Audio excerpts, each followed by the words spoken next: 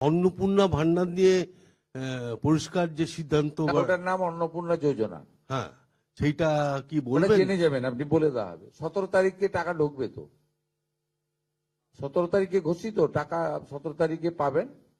তার ঝাড়াই বাছাইয়ের কাজ অন্তিম পর্যায়ে চলছে।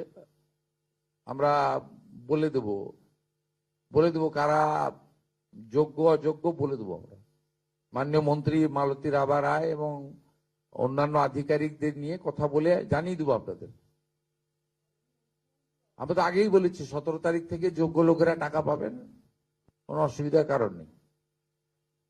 আমরা আগের সরকার 500 টাকা দিতে কমাস লাগিয়েছিল, মাননীয় মুখ্যমন্ত্রী, মনে আছে নাকি? 2021 সালে 9 মাস লাগিয়েছিল, প্রতি মাসেই ভেরিফিকেশন চলতো। অতএব এসব বলে লাভ নেই, আমরা ঠিক যোগ্য লোককে দিয়ে দেব। আমাদের সংকল্পপত্রে কমিটমেন্ট আছে যে যোগ্য মহিলা দিদি রয়েছেন, বোন রয়েছেন, যার পাওয়া উচিত 25 থেকে 60 বছর বয়সের, তিনি পাবেন অগ্রাধিকারের ভিত্তিতে। কোনো চিন্তার কোনো কারণ নেই, এতটুকু চিন্তা করবেন না।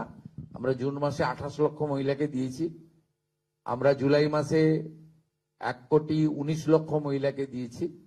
এবারে সংখ্যা বাড়বে এবং ঝাড়াই বাছাই হচ্ছে।